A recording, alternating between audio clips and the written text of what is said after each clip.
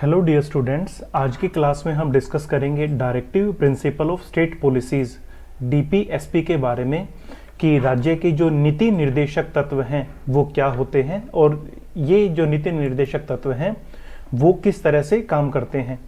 तो सबसे पहले हम जो इनका मीनिंग हम देखेंगे कि ये डीपीएसपीज क्या हैं।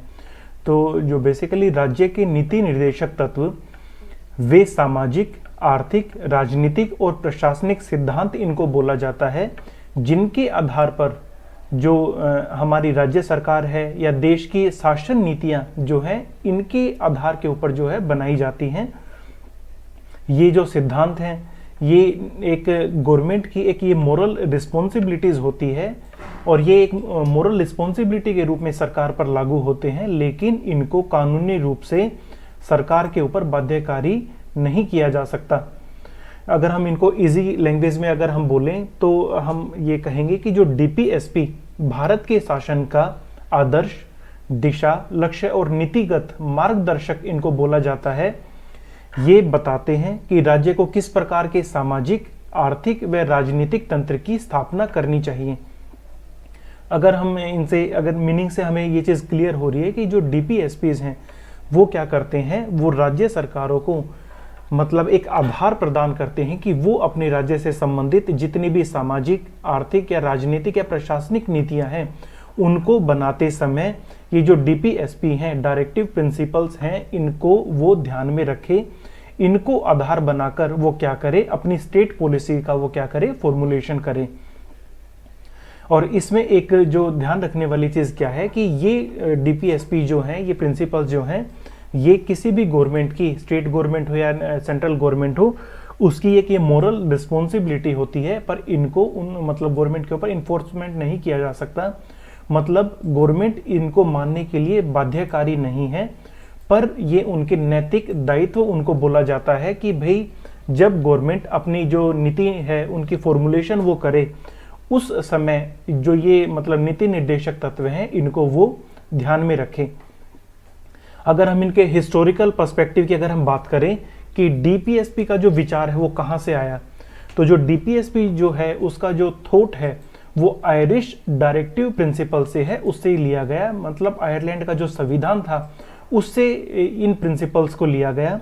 और इन जो सिद्धांतों की प्रेरणा कहाँ से मिली, जो हमारे गांधीवादी दर्शन है, सोशलिस्ट चिंतन है, मानवाधिकार सिद्धांत हैं और जो भी अंतरराष्ट्रीय कल्याणकारी राज्यों से इसका क्या मिला, हमें मोटिव मिला कि हमें इस तरह के जो है डायरेक्टिव प्रिंसिपल्स जो हैं वो हमें बनानी चाहिए, जिनके बेस के ऊपर जो स्टेट गवर्नमेंट क्या कर सके, अपनी कोई भी पॉलिसी अगर वो बना रही है तो उस समय इन जो डायरेक्टिव प्रिंसिपल्स हैं इनका वो ध्यान में रखें। जो हमारी संविधान सभा है उसमें डॉक्टर भीमराव अंबेडकर ने भी डीपीएसपी के बारे में बोला कि these principles may not be enforceable but they are fundamental to the governance of the country. कि मतलब जो ये हमारे डीपीएसपीज हैं इनको हम स्टेट गवर्नमेंट के ऊपर एनफोर्सेबल नहीं कर सकते, बट ये एक स्टेट गवर्नमेंट की ये मोरल रिस्पॉन्सिबिलिटी है कि वो जब अपनी पॉलिसी फॉर्मुलेशन वो कर रही है उस टाइम के ऊपर जो ये डीपीएसपीज हैं इनका वो ध्यान में रखें। अगर हम इनकी नेचर और कैरेक्टरिस्टिक्स की अगर हम बात करें कि डीपीएसपीज की जो है मेन कैरेक्टरिस्टिक्स वो कौन कौन सी हैं, तो सबसे पहले जो इसकी मेन कैरेक्टरिस्टिक्स है वो क्या है, नॉन जस्टिसिएबल। कि मीन्स जो ये डीपीएसपीज हमारे हैं इनको न्यायालय में परिवर्तनीय नहीं किया जा सकता। इसके साथ साथ में अगर हम देखें कि पॉजिटिव ऑब्लिगेशंस मीन्स जो हमारे डीपीएसपीज हैं वो राज्यों को सक्रिय भूमिका निभाने के लिए क्या करते हैं, प्रेरित करते हैं। वो राज्य सरकारों को एक आधार प्रदान करते हैं और वो ये बताते हैं कि जब राज्य अपनी जो है पॉलिसी मेकिंग करे उस टाइम के ऊपर ये क्या करें, जो डीपीएसपीज हैं उनके बारे में वो विचार करें। और ये जो है मतलब स्टेट गवर्नमेंट की क्या है, मोरल ड्यूटी है, मोरल रिस्पॉन्सिबिलिटी है कि जब वो अपनी पॉलिसी मेकिंग कर रही हो उस टाइम के ऊपर जो डीपीएसपीज हैं, जो हमारे नीति निर्देशक तत्व हैं, उनके बारे में वो ध्यान रखें। इसके अलावा इसकी जो मेन कैरेक्टरिस्टिक्स वो निकल कर आती है वो क्या चीज़ है, वो है कॉन्टिन्यूस डेवलपमेंट। मीन्स टाइम के अकॉर्डिंग ये जो डीपीएसपीज जो हमारे प्रिंसिपल हैं, डायरेक्टिव प्रिंसिपल हैं, इसमें क्या है कि हम टाइम के अकॉर्डिंग समय अनुसार हम इनमें संशोधन है वो भी हम कर सकते हैं। और जो इसके अलावा जो है वेलफेयर स्टेट की भारत को कल्याणकारी राज्य बनाने हेतु, ठीक है, ये क्या करते हैं, एक आधार जो है वो प्रदान करते हैं। तो बेसिकली जो डीपीएसपी जो है सरकार के परीक्षा पत्र की तरह हैं। राज्य सरकार अपनी नीतियों को बनाने के लिए जो मतलब जो है इनका आधार बनाकर अगर जो स्टेट गवर्नमेंट है अपनी पॉलिसी बनाती है तो उनका शासन क्या है वो सफल माना जाएगा। अगर हम इनके मेन ऑब्जेक्टिव्स की अगर हम बात करें कि जो डीपीएसपी है हमारे डायरेक्टिव प्रिंसिपल है, इनके मेन ऑब्जेक्टिव क्या है, तो उसमें सबसे पहले आता है कि सामाजिक न्याय और आर्थिक समानता की स्थापना करना। जो हमारे डीपीएसपी हैं वो क्या कहते हैं कि हमें क्या करना है, सामाजिक न्याय है, सोशल जस्टिस है, हमारी कंट्री के अंदर एक ऐसा एनवायरनमेंट हमें क्रिएट करना चाहिए कि जो सोशल जस्टिस लेकर आए। इसके साथ साथ में वो ये मान के चले कि मतलब जो है कानून की नज़र में भी और सबकी नज़र में भी जो है हर इंसान जो है, हर नागरिक देश का वो क्या है, समान है। और उसके साथ में कास्ट के बेस पे, रिलीजन के बेस के ऊपर, स्टेटस के बेस के ऊपर या जेंडर बेस के ऊपर किसी भी प्रकार का कोई भी डिस्क्रिमिनेशन जो है वो नहीं किया जाए। तो आर्थिक समानता की स्थापना करना वो डीपीएसपी का क्या है, मेन ऑब्जेक्टिव है। इसके अलावा जो है गरीबी, पॉवर्टी जो है, भूख, अशिक्षा या फिर जो मतलब हमारी सोसाइटी के अंदर इनइक्वलिटीज है, असमानता है या फिर जो शोषण हो रहा है, उसका क्या करना है, अंत करना है। इसके साथ साथ में जो है भारत को एक समता मूलक जो समाजवादी लोकतंत्र में परिवर्तित करना कि हमारी जो कंट्री है उसके अंदर क्या हो, एक डेमोक्रेटिक एनवायरनमेंट है वो बने, ठीक है। सोसाइटी के अंदर जो है सोशल जस्टिस हो, ठीक है, मतलब जो सोसाइटी में जो है आर्थिक समानता है वो एनवायरनमेंट हमको जो है स्थापित करना है। इसके साथ साथ में जो हमारे देश के नागरिक हैं उनके जीवन स्तर को ऊंचा उठाना, ठीक है। ये जो मेन ऑब्जेक्टिव जो डीपीएसपी का है कि हमारे जो नागरिक हैं उनके जीवन स्तर को हमने क्या करना है, ऊपर उठाना है। और उसके लिए जो भी कार्य करने उचित है वो सारी की सारी चीज़ें जो हैं वो स्टेट गवर्नमेंट अपनी पॉलिसी में उन चीज़ों को लेकर आए। और उसके लिए जो डीपीएसपीज हैं उनके लिए एक बेस का काम करता है, उनको एक सजेशन देता है, उनको एक मार्गदर्शन प्रदान करता है कि आप इन सभी चीज़ों को अपनी पॉलिसी में क्या करो, शामिल करो। इसके अलावा जो मतलब ह्यूमन डिग्निटी जो है हमारी कंट्री में, जो भी हमारी कंट्री के जो पीपल हैं उनकी जो डिग्निटी है, उनकी गरिमा की है, उनकी रक्षा करना, सोसाइटी के अंदर भाईचारे को बढ़ाना, वैश्विक भाईचारा है उसको बढ़ाना। मीन्स जो डीपीएसपी जो हैं वो एक वासुदेव कुटुंबकम इस फिलोसफी के साथ में ये लोग आगे बढ़ते हैं कि जो पूरा जो सृष्टि है वो एक परिवार के समान है। और उस चीज़ को हम मानते हुए जो है अंतर्राष्ट्रीय शांति की स्थापना करना या वैश्विक भाईचारे को बढ़ावा देना, तो ये सारे के सारे उद्देश्य लेकर जो है डीपीएसपी जो है वो काम करती है। अगर हम क्लासिफिकेशन करें डीपीएसपी का तो वो क्या है, इसमें 3 कैटेगरीज में हम इसको बांटते हैं। कौन कौन सी? फर्स्ट जो है सोशलिस्टिक प्रिंसिपल्स, मीन्स जो है समाजवादी सिद्धांत। सेकंड हमने जो डाला है वो गांधीयन प्रिंसिपल्स, गांधीवादी सिद्धांत जो है। और इसके साथ साथ में जो थर्ड कैटेगरी जो डीपीएसपी की है वो क्या है, लिबरल इंटेलेक्चुअल प्रिंसिपल्स, जो हमारे उदार वैचारिक सिद्धांत, उसमें इनको शामिल किया जाता है। तो जो अगर हम डीपीएसपी का क्लासिफिकेशन करें तो बेसिकली जो 3 कैटेगरी में हम इनको डिवाइड करते हैं, उसमें the first one is socialistic principle, second one is Gandhian principle and third one is liberal intellectual principle. अब जो है वन बाय वन हम इन जो प्रिंसिपल है उनके बारे में हम डिस्कस करेंगे कि सोशलिस्टिक प्रिंसिपल्स कौन कौन से हैं। तो बेसिकली जो सोशलिस्टिक जो प्रिंसिपल हमारे हैं इनका उद्देश्य क्या है, आर्थिक समानता को स्थापित करना, जो भी अवसर हैं, गवर्नमेंट की अपॉर्चुनिटीज हैं उनका समान वितरण करना, और एक ऐसी सोसाइटी की स्थापना करना जो क्या हो, पूरी तरह से शोषण मुक्त हो। इसमें जो डीपीएसपी जो है प्रिंसिपल है, इसने बहुत से आर्टिकल दिए, ठीक है। आर्टिकल जैसे आर्टिकल 38 है वो क्या बताता है कि समाज में न्याय, समानता और स्वतंत्रता की व्यवस्था होनी चाहिए। आर्टिकल 39A है वो बताता है कि जो भी हमारे आजीविका के साधन हैं उनके ऊपर जो है समाज के हर नागरिक का समान अधिकार उनको प्राप्त हो। अगर हम 39B की अगर हम बात करें सब सेक्शन की, तो वो क्या है कि जो सामुदायिक संसाधन है, जितने भी हमारे पास में रिसोर्सेज हैं उनका क्या हो, इक्वल डिस्ट्रीब्यूशन हो। इसी तरह से जो 39 सबसेक्शन सी बताता क्या है कि जो भी आर्थिक शक्ति है उसके केंद्रीयकरण पर क्या है, रोक लगाई जाए, और जो मतलब क्या कि सेंट्रलाइजेशन ना करके पावर का डिसेंट्रलाइजेशन किया जाना चाहिए। इसी तरह से जो सेक्शन 41 है वो जो है बेरोजगारी, जो बुढ़ापा है या फिर जो रोग आदि में जो है वो सहायता प्रदान करता है। ठीक है कि भाई इन चीज़ों से रिलेटेड वो है मतलब बताता है कि मतलब किस किस तरह से जो मतलब सोसाइटी के अंदर काम किया जाना चाहिए। सेक्शन 42 है वो क्या बताता है कि मानवीय कार्य की जो दशाएं हैं या जो मातृत्व के लाभ हैं उनके बारे में बताता है। इसके अलावा जो सेक्शन आर्टिकल 43 है वो क्या बताता है कि मिनिमम वेजेस के बारे में और जो लेबर जो हमारी है उसके डेवलपमेंट से रिलेटेड जो चीज़ें हैं वो उनके बारे में बताता है कि मतलब जो हमारी सोसाइटी के अंदर कितनी न्यूनतम मजदूरी मिलनी चाहिए, और जो हमारे श्रमिक वर्ग हैं, जो हमारी लेबर क्लास है, उसके कल्याण के लिए कौन कौन सी चीज़ें की जानी चाहिए, उन सभी चीज़ों का वर्णन किस में है, आर्टिकल 43 में है।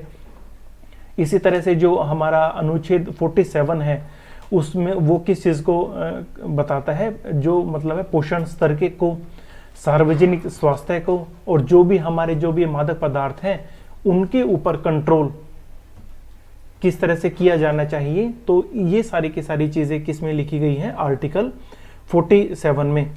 ठीक है, अगर हम इनके जो एजुकेशनल इन्फ्लुएंस की, एजुकेशनल इफेक्ट की अगर हम बात करें तो जो मतलब गवर्नमेंट को जो स्कॉलरशिप दी जाती है, जो स्टूडेंट्स को स्कॉलरशिप देती है गवर्नमेंट, फ्री एजुकेशन का जो कंसेप्ट है, रिजर्वेशन का जो कंसेप्ट है, मिड डे मील का जो कंसेप्ट है, जो भी गवर्नमेंट ने अपनी पॉलिसीज़ बनाई है, नेशनल पॉलिसीज़ बनाई हैं, उन सभी के लिए जो DPSPs ने जो ये प्रिंसिपल्स दिए हैं, जो आर्टिकल दिए हैं, इन पॉलिसीज़ का जो आधार है, मुख्य आधार है, वो यही जो सब आर्टिकल हैं। ठीक है, जिस तरह से जो आर्टिकल 38 था वो किसको प्रमोट करता है, न्याय, समानता, स्वतंत्रता के बारे में बताता है, और उसी के आधार पर जो है गवर्नमेंट ने अपनी पॉलिसी बनाई है कि हम जो है इस तरह के बच्चों को स्कॉलरशिप दें, जो मतलब बच्चे हैं जो गरीब हैं, पुअर जो स्टूडेंट उनको मुफ्त शिक्षा दें।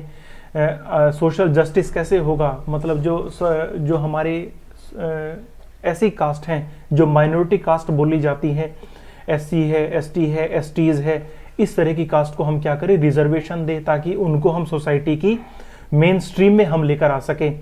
तो इस तरह की जितनी भी चीज़ें हैं जो गवर्नमेंट ने, जो हमारी पॉलिसीज़ जो गवर्नमेंट ने बनाई है, उन सभी पॉलिसीज़ के लिए जो हमारे DPSPs हैं वो क्या करते हैं, एक बेस जो है वो गवर्नमेंट को प्रोवाइड करते हैं, एक मार्गदर्शक के रूप में ये जो सरकार को रास्ता दिखाते हैं कि गवर्नमेंट इन चीज़ों के बारे में सोचे और उसके आधार पर ही क्या करे, जो अपनी पॉलिसीज़ हैं उनको वो बनाएं। अगर हम गांधीयन प्रिंसिपल्स की अगर हम बात करें तो जो सेकंड इनके जो प्रिंसिपल हैं, तो इन सिद्धांतों में गांधी जी के जो विचार थे, चाहे बेशक वो ग्राम स्वराज्य से रिलेटेड हो, कुटीर उद्योग से रिलेटेड हो, खादी उद्योग से रिलेटेड हो, या फिर जो शराबबंदी आदि के जो इफेक्ट जो हैं, वो सारी की सारी चीज़ें इन प्रिंसिपल्स में जो है वो ली गई हैं। यहाँ पर इन्होंने जो आर्टिकल 40 है वो ग्राम पंचायतों की शक्तियों से रिलेटेड है। अगर आर्टिकल 43 है वो कुटीर उद्योग, जो हमारे छोटे उद्योग हैं, उनको किस तरह से प्रोत्साहित किया जाए कि उनको बढ़ावा मिले, वो सारे के सारे जो प्रोविजंस है वो किस में है, आर्टिकल 43 में है। इसके साथ साथ में अगर हम आर्टिकल 46 की अगर हम बात करें तो वो कमज़ोर वर्गों की शिक्षा से रिलेटेड है, आर्थिक उन्नति से रिलेटेड है। इसके साथ साथ में जो आर्टिकल 47 है वो क्या बताता है, जो भी हमारी नशीली वस्तुएं, शराब वगैरह हैं या ड्रग्स हैं, इन चीज़ों का निषेध किया जाए, इस तरह के प्रिंसिपल्स इसमें है। इसके साथ साथ में जो आर्टिकल 48 है वो क्या करता है, गोवंश की रक्षा है या फिर उनका संरक्षण करना है, इन चीज़ों से रिलेटेड है। इन चीज़ों से रिलेटेड इसमें प्रिंसिपल्स हैं। तो मतलब अगर हम इनके एज ए रिजल्ट की अगर हम बात करें, अगर हम परिणाम की अगर हम बात करें, तो जो पंचायती राज, जो गवर्नमेंट ने जो 73 जो अमेंडमेंट किया था पंचायती राज में, या फिर जो है सब रोजगार योजनाएं जो गवर्नमेंट ने चलाई, खादी ग्रामोद्योग जो योजनाएं गवर्नमेंट ने चलाई, उन सभी योजनाओं के लिए अगर हम एक बेसिक प्रिंसिपल्स की अगर हम बात करें, बेस की अगर हम बात करें, तो जो DPSPs के जो गांधीयन प्रिंसिपल्स हैं, उन प्रिंसिपल्स के बेस के ऊपर ही गवर्नमेंट ने जो पंचायती राज है, सब रोजगार योजनाएं, खादी ग्राम उद्योग योजनाएं हैं, या कुटीर उद्योगों को प्रोत्साहन करने के लिए जो गवर्नमेंट ने जो भी योजनाएं बनाई है, उन सभी का बेस जो है गवर्नमेंट ने कहाँ से लिया? डीपीएसपी प्रिंसिपल्स जो हैं, डायरेक्टिव प्रिंसिपल्स हैं, इनसे इनका आधार लिया। इसी तरह से जो डीपीएसपी जो प्रिंसिपल है, लिबरल इंटेलेक्चुअल प्रिंसिपल्स, ठीक है, उनमें क्या चीज है? इन सिद्धांतों का जो मुख्य उद्देश्य क्या है? मानव गरिमा, न्याय, स्वतंत्रता और अंतरराष्ट्रीय सहयोग को बढ़ावा देना। ठीक है, तो इससे रिलेटेड जो आर्टिकल जो है डीपीएसपी में दिए गए, जैसे आर्टिकल 44 है, वो समान नागरिक संहिता को के बारे में बताता है। आर्टिकल 45 है, वो ये बताता है कि जितने भी हमारी कंट्री में 6 से 14 साल के बच्चे हैं, उन सभी बच्चों को जो है फ्री और कंपलसरी एजुकेशन उनको दी जाए। इसी तरह से आर्टिकल 48A है, वो किससे रिलेट है करता है? पर्यावरण एवं वन्य जीव रक्षा से। आर्टिकल 49 है, वो राष्ट्रीय धरोहर की सुरक्षा से संबंधित है। इसी तरह आर्टिकल 50 जो है, वो न्यायपालिका और जो कार्यपालिका हमारी है, उनके पृथक्करण से संबंधित है। आर्टिकल 51 जो है, वो अंतर्राष्ट्रीय शांति से, या फिर जो भी हमारी अंतर्राष्ट्रीय संधियां जो भी हुई है दूसरे देशों के साथ में, उनको हम क्या करें? सम्मान दें, उनसे संबंधित है। अगर हम एक इम्पोर्टेंस की बात करें कि भाई जो मतलब डीपीएसपीज हैं, उनके जो लिबरल इंटेलेक्चुअल प्रिंसिपल्स हैं, उनके क्या इंपॉर्टेंस रही, तो जो हमारा गवर्नमेंट का जो एक्ट आया था, आरटीई एक्ट 2009, जिसको हम बोलते हैं राइट टू एजुकेशन एक्ट, ठीक है, वो जो बना था उसका आधार भी क्या थे? डीपीएसपीज थे, ये प्रिंसिपल्स थे। जो हमारा पर्यावरण कानून जो हमारा बना, ठीक है, उनके लिए भी इन्होंने बेस का काम किया। या फिर इसके अलावा जो भी यूनिफॉर्म सिविल कोड पर बहस जो भी हुई, इन सभी चीज़ों के लिए डीपीएसपीज ने क्या की? मेन जो भूमिका है, मेन जो रोल है, वो इसने प्ले किया। अगर हम सामाजिक आर्थिक न्याय सिद्धांत की हम बात करें, जो हमारे प्रिंसिपल्स हैं, ठीक है, जैसे गरीबी समाप्ति का है, भूमि सुधार का है, रोजगार गारंटी है, खाद्य सुरक्षा है, जन कल्याण योजनाएं हैं, वो सारी की सारी इसी पर ही क्या है? बेस्ड है, इसी पर ही आधारित है। इसके साथ साथ में अगर हम बात करें पर्यावरणीय और सांस्कृतिक संरक्षण सिद्धांतों की, कि जो भी हमारे पर्यावरण से, एनवायरनमेंट से रिलेटेड जो भी प्रिंसिपल्स हैं, ये क्या करते हैं? पर्यावरण, सांस्कृतिक विरासत, जैव विविधता, ऐतिहासिक धरोहर की रक्षा पर ये सारे के सारे प्रिंसिपल क्या करते हैं? एम्फेसिस करते हैं कि ये सारे प्रिंसिपल पर्यावरणीय और सांस्कृतिक संरक्षण के जो सिद्धांत हैं, वो जो हैं बताते हैं उनके बारे में। देखो, अब हम बात करें डीपीएसपी के, डीपीएसपीज क्या हैं और जो हमारे फंडामेंटल राइट्स हैं, उनके बीच में क्या रिलेशन है। तो देखो, जो हमारे फंडामेंटल राइट्स है ना, वो क्या है? व्यक्तिगत स्वतंत्रता की वो गारंटी देते हैं, ठीक है, फंडामेंटल राइट। पर जो डीपीएसपी हैं, वो क्या करते हैं? सामाजिक आर्थिक जो हमारी व्यवस्था है, उसकी स्थापना क्या कौन करता है? डीपीएसपीज करते हैं। फंडामेंटल राइट हमारे जो है कोर्ट है, न्यायालय है, उसके द्वारा लागू होते हैं। पर जो डीपीएसपीज हैं, वो न्यायालय के द्वारा लागू नहीं होते, ये सरकार के लिए बाध्यकारी नहीं होते।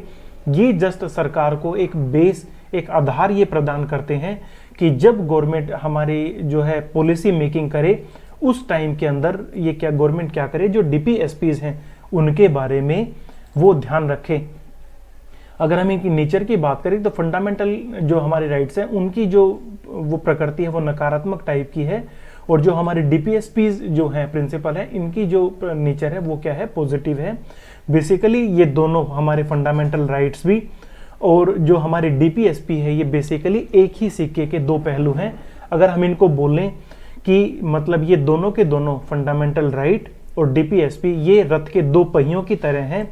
जो एक तरफ तो मतलब जो हमारे फंडामेंटल राइट्स क्या करते हैं? हमारे देश के नागरिकों की रक्षा करते हैं, और दूसरे जो हमारे प्रिंसिपल हैं, वो हमारी सोसाइटी को विकसित करते हैं, मतलब नेशनल डेवलपमेंट में जो है अपना रोल प्ले करते हैं। मीन्स ये दोनों के दोनों हमारे फंडामेंटल राइट भी और डीपीएसपीज हैं, ये दोनों साथ साथ में चलते हैं। अगर हम इनकी अचीवमेंट्स की अगर हम बात करें कि जो डीपीएसपीज जो हैं, इनकी अचीवमेंट्स क्या रही, इनका इम्पैक्ट क्या रहा इंडियन पॉलिसीज के ऊपर, तो जो भी हमारी पॉलिसीज आई, ठीक है, चाहे वो मतलब आरटीए है, शिक्षा का अधिकार अधिनियम है, राइट टू एजुकेशन 2009, या हमारी रिजर्वेशन पॉलिसी है, या हमारी पंचायत राज वाली पॉलिसी है, वुमेन डेवलपमेंट से रिलेटेड जितनी भी पॉलिसीज हैं, चाइल्ड डेवलपमेंट से जितनी भी पॉलिसीज हैं, अगर हम आर्थिक क्षेत्र की अगर हम बात करें तो जो भूमि सुधार है, मनरेगा है, या फिर सार्वजनिक वितरण प्रणाली जो भी हमारी है, इसके साथ साथ में अगर हम पर्यावरण क्षेत्र की अगर हम बात करें, वहां पर जो गवर्नमेंट ने पॉलिसीज बनाई, चाहे वो पर्यावरण संरक्षण अधिनियम 1986 है, या फिर राष्ट्रीय उद्यान और अभ्यारण्य अधिनियम जो गवर्नमेंट ने बनाया। इसके साथ साथ में अगर हम स्वास्थ्य क्षेत्र की अगर हम बात करें तो वहां पर गवर्नमेंट की जो पॉलिसी राष्ट्रीय स्वास्थ्य मिशन जो है, या फिर पोषण अभियान, मिड डे मील, मीन्स जितनी भी गवर्नमेंट की ये पॉलिसीज आई हैं, चाहे वो सामाजिक क्षेत्र से रिलेटेड हो, आर्थिक क्षेत्र से रिलेटेड हो, पर्यावरण क्षेत्र से रिलेटेड हो, या फिर स्वास्थ्य क्षेत्र से रिलेटेड हो, जितनी भी गवर्नमेंट की पॉलिसीज आई, इन सभी पॉलिसीज के लिए जो एक आधार का जो काम किया, एक मार्गदर्शक के रूप में जो काम किया, वो काम किसने किया? डीपीएसपीज ने। तो जो डीपीएसपी ने भारत के नीति निर्माण को क्या की? एक संरचना दी, एक बेस स्ट्रक्चर दिया, और इसने कल्याणकारी राष्ट्र की ओर उसको मोड़ा। अगर हम इनकी मतलब क्रिटिसिज्म की अगर हम बात करें कि भाई जो डीपीएसपीज हैं इनकी आलोचनाएं क्या हुई हैं, ठीक है, तो इसकी जो मेन आलोचना जो क्या रहा कि क्या रहती कि जो ये कानूनी परिवर्तनीयता का इसमें अभाव है, मतलब जो डीपीएसपीज को लागू न होना इसकी शक्ति को क्या करता है? कम करता है। ये जो प्रिंसिपल है ये आदर्शवादी हैं, ठीक है, आइडियोलॉजिकल प्रिंसिपल इनके हैं, पर इनको जो है प्रैक्टिकल जब हम इनको इम्प्लीमेंटेशन करते हैं, प्रैक्टिकली रूप में इन प्रिंसिपल्स को जब हम एग्जीक्यूट करते हैं तो उसमें क्या आती हैं? कठिनाइयाँ आती हैं, क्योंकि इस तरह के जो प्रिंसिपल्स हैं, आइडियोलॉजिकल जो प्रिंसिपल है, इनको लागू करने के लिए, इनको इम्प्लीमेंट करने के लिए फाइनेंशियल रिसोर्सेज की क्या है? आवश्यकताएं हैं, क्योंकि इस तरह की जो योजनाएं हैं वो धन पर जो है निर्भर करती हैं, ठीक है। तो इस फिर भी जो क्या है कि इनको नैतिक शक्ति ने शासन को क्या की है? दिशा दी है। इस चीज को हम क्या है? नकार नहीं सकते। अगर हम इनके संशोधन और विकास की अगर हम बात करें तो जो हमारा 42 जो अमेंडमेंट हुआ था, ठीक है, जो 42वां संविधान संशोधन था जो 1976 में हुआ, वहां पर जो समाजवादी धर्मनिरपेक्ष शब्द जो जोड़े गए, ठीक है, जैसे 86 जो अमेंडमेंट था वहां पर जो है जो 2002 में जो इम्प्लीमेंट हुआ शिक्षा का अधिकार, ठीक है, जो हमारा आर्टिकल 21A है, जहां पर ये बोला गया कि हमारी कंट्री के 6 to 14 ईयर के जितने भी बच्चे हैं उनको जो है हम फ्री और कंपलसरी एजुकेशन जो है हम प्रोवाइड करेंगे। वो सारी की सारी चीजें भी जो क्या हैं, जो हमारे डीपीएसपी प्रिंसिपल है, इन आर्टिकल्स के लिए इन्होंने क्या किया? एक बेस का काम किया। तो मेन जो डीपीएसपी समय के साथ में जीवंत और विकसित होने के सिद्धांत हैं। अगर हम एक कंक्लूजन हम देखें, अगर हम एक कंक्लूजन पर हम पहुंचे तो जो ये राज्य के नीति निर्देशक तत्व हैं, ये हमारे भारतीय संविधान की एक आत्मा है, ठीक है। ये मौलिक अधिकार जो हमारे फंडामेंटल राइट्स हैं उनको सामाजिक अधिकार ये देते हैं। इसके साथ साथ में जो गवर्नमेंट है, स्टेट गवर्नमेंट है, जो भी कल्याणकारी नीतियां अपनी सोसाइटी के लिए, अपने नागरिकों के लिए जो गवर्नमेंट बनाना चाहती है उसको बनाने के लिए ये क्या करते हैं? प्रेरित करते हैं। इसके साथ साथ में जो मतलब जस्टिस है, इक्विटी है, इक्विलिटी है, फ्रीडम है, या फिर जो भी मतलब चीज़ें हैं इन पर आधारित समाज की स्थापना का ये जो क्या करते हैं? लक्ष्य रखते हैं। अतः हम बोल सकते हैं कि जो डीपीएसपीज हैं एक आदर्शवादी मार्गदर्शक ही नहीं, बल्कि ये जो राष्ट्र निर्माण में जो है एक महत्वपूर्ण भूमिका है निभाते हैं। तो होप डियर स्टूडेंट्स आप लोगों को ये जो पॉइंट है वो क्लियर हो गया होगा कि जो डायरेक्टिव प्रिंसिपल्स हैं वो क्या होते हैं। इनके हिस्टोरिकल पर्सपेक्टिव के बारे में हमने देखा कि इनका हिस्टोरिकल पर्सपेक्टिव क्या था, इनकी नेचर और इनके कैरेक्टरिस्टिक्स के बारे में हमने देखा। हमने इसके साथ साथ में ये भी हमने डिस्कस किया कि इसके जो मेन ऑब्जेक्टिव डीपीएसपीज के हैं वो क्या है। हमने इनके क्लासिफिकेशन को हमने डिस्कस किया कि सोशलिस्टिक प्रिंसिपल क्या है, गांधीयन प्रिंसिपल क्या है, या फिर जो लिबरल इंटेलेक्चुअल प्रिंसिपल्स क्या है, और इसके साथ साथ में इनका हमारी इंडियन सोसाइटी के ऊपर क्या क्या इम्पैक्ट रहा, डीपीएसपीज की कौन कौन सी अचीवमेंट रही, वो भी हमने आज के क्लास में हमने देखा। तो होप आप लोगों को ये टॉपिक जो है वो क्लियर हो गया होगा। Thank you so much.